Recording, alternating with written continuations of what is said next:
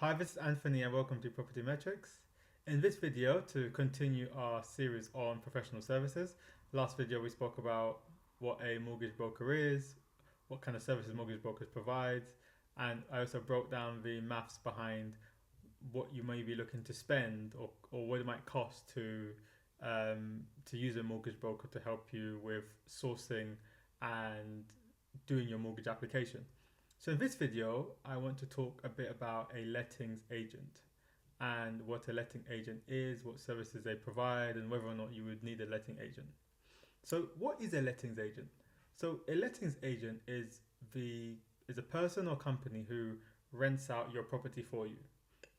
So if you're a first time buyer and you're not looking to purchase a residential property, i.e. you're not looking to buy property to live in, you're looking to buy a property to rent out, then you may manage it yourself because there's lots of active landlords who manage their own properties, who get their own tenants, who manage their own tenants, who do the renovation, repairs, all that kind of stuff. And that might be okay if you live close to the property and you want to be an active landlord. But lots of people don't want to be an active landlord, so they'll rather give their property to somebody else to source tenants, to manage tenants, and do all that stuff for them. So that's effectively what a lettings agent is. It's an agent who acts on the behalf of a landlord and manages their property. So from getting tenants to doing any renovations, repairs that needs to be done on the property, and stuff like that. So you might be wondering, well, if I'm purchasing residential property, do I need a lettings agent? Well, the answer is no, because if you purchase something to live in, a property to live in, then you don't need someone to manage the property for you because you're not going to have any tenants. And if you do choose to rent out a room in your house, then you live in the property anyway, so you'll manage any lodger or tenant you have in that property. But if you are a first time landlord and you don't live close to the property you're purchasing, then it's likely to be good practice to get a lettings agent to manage your property for you. But word of warning,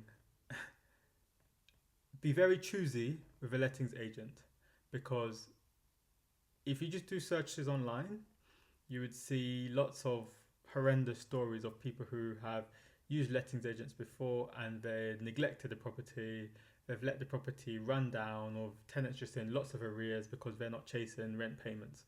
So just be careful that when you do choose a lettings agent, try to find one where somebody who you trust recommends that lettings agent to you, or a landlord you know recommends you a good lettings agent. Because if you get a bad lettings agent, they could cost you a lot of money in missed rents, in not being on top of compliance, in not getting stuff done, and good tenants get angry and they leave because the agent isn't doing what they need to do. So just always look for an agent based on good recommendations or word of mouth from somebody you trust. Because from experience, when agents are bad, they're really bad. But when they're good, they're really good too. So just don't jump headfirst on the agent or the letting game. Get some good references, reviews, and recommendations before you look for an agent. So in terms of what an agent typically charge, for their services of managing a property and sourcing tenants, there's typically two types of charges that an agent really has. That is the sourcing referencing fee and just the ongoing property management fee. So think of the sourcing referencing fee as just this initial fee to get you a tenant and get the property on the road effectively, ready to start generating income. So that would entail the letting agent advertising the property for you, finding a tenant, credit referencing, background referencing the tenant, making sure the tenant is a good person to rent to. And typically for that service, they've charged between £200 to £500. That's typically the range I've kind of seen them charge. Some may charge more, but I don't imagine it'll be a lot more than that sort of fee. And the ongoing management fee is typically around 8 to 12% of rent. So let's say you're renting a property for £1,000 a month and your agent was charging you 10% of rent. that means the agent will cost you £100 every month. So you get your £1,000 in rent. The agent will take off their 10% management fee. So your net rent they'll pay to you will be £900. So I hope you found that quite useful. Just a general overview of another key service if you're a first-time buyer. But this is not a residential first-time buyer. This is a first-time buyer who is buying a property to rent out, so to become a landlord. If you are doing that, you can either choose to actively manage your property yourself, i.e. you find your own tenants and you manage a tenant actively each month. Or if you're not interested in being an active landlord, or you don't live close enough to the property to be an active landlord, then you may want to consider giving your property over to a lettings agent to source and manage that property for you.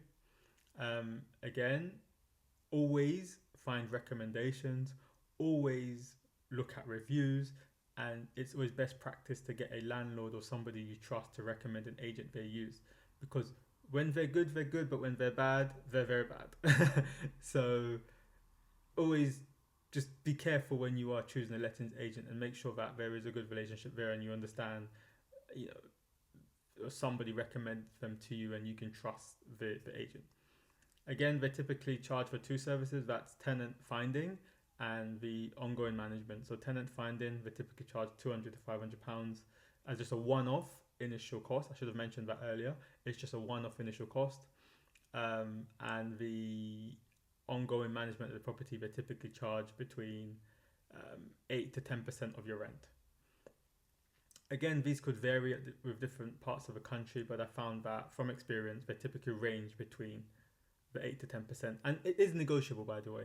So if your agent said they charge 12% for their fees, you can negotiate it down to say, no, I want to charge 10%, etc. There may be some other ancillary costs some agents put in their fees, because I've heard of like a training fee being charged before. Like an agent is charging a landlord a monthly fee to train other agents. I don't know. I don't know. People have different fee structures, but typically there should only be two main fees, and the rest, again, you can negotiate whether you think they're good fees or whatsoever. But I find that the majority typically stick to the two fee structure: finder's fee and the management fee. I hope you found that very useful, very informative. And for you budding first-time landlords out there, I hope this has been a very effective kind of overview of a letting agent, a very effective overview of what a letting agent is, and just to give you some something to consider around the costing and give you a bit more detail into what the cost may entail. Okay, brilliant. So I hope you enjoyed that video, and thank you for tuning into Property MetriX. Hope you got a lot of value from that, and looking forward to catching you in the next one. Take care.